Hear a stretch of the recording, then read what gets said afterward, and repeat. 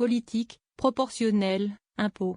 Les sujets de clivage ne manquent pas au sein du bloc central, mais celui qui cristallise depuis plusieurs semaines les tensions entre LR et macronistes se situe plutôt à l'hôtel de Roquelaure. Renaissance et ses ministres n'ont que peu goûté la tribune de Bruno Retailleau, ministre de l'Intérieur et patron de LR, ce jeudi dans le Figaro, où il appelle à cesser de subventionner les énergies renouvelables. La goutte de trop pour Agnès Pannier-Runacher, macroniste de la première heure.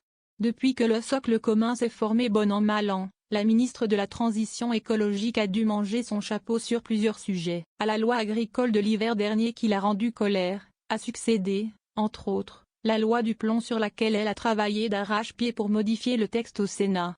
Perdant néanmoins, reconnaît-elle, une bataille sur l'acétamipride, un pesticide dénoncé comme tueur d'abeilles.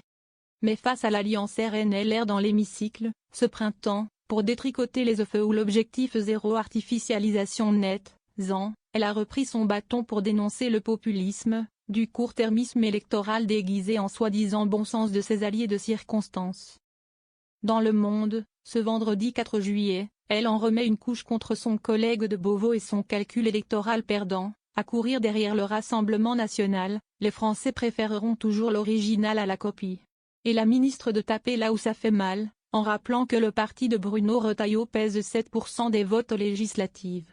Démissionner ? C'est tout ce qu'ils attendent. Depuis septembre, elle a aussi dû composer avec une ministre de l'Agriculture estampillée LR, Annie Genevard, alors que les relations entre les deux ministères sont déjà souvent, traditionnellement, crispées. Leurs écosystèmes sont tellement différents qu'on ne voit pas comment ils pourraient coopérer, confiait à l'Opinion un ex-parlementaire macroniste après leur nomination par Michel Barnier. Et de fait, tension il y a eu. Notamment cet hiver lorsque la droite a rué pour réclamer la suppression de l'Office français de la biodiversité, chargé de contrôler les agriculteurs. Il y a eu des moments où on s'est retrouvé dans un bureau à se tenir chaud en disant que ce n'était pas possible, confie d'ailleurs Agnès Pannier-Runacher au Monde qui lui demande si elle a déjà pensé à démissionner. Et, oui, l'idée de lâcher son Marocain lui a bien déjà traversé l'esprit, mais elle s'y refuse car, en fait, c'est tout ce qu'ils attendent. Et l'ancienne députée du Pas-de-Calais de fixer quand même une limite. Tant que je peux avancer sans avoir le sentiment d'être la caution écologique du gouvernement, je le fais. Si un jour cela change, j'arrêterai et je me préparerai pour la suite.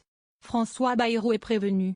Loin d'adoucir les angles après des semaines où la Macronie a vu le bilan écologique du premier mandat d'Emmanuel Macron se faire démonter à l'Assemblée, la tribune de Bruno Retailleau a creusé la ligne de front, à tel point que même Emmanuel Macron est sorti de sa réserve dans la journée jeudi, en marge d'un déplacement à Roquefort, pour appeler chaque ministre à s'occuper de ses affaires. Un rappel à l'ordre sans doute apprécié à Roquelaure.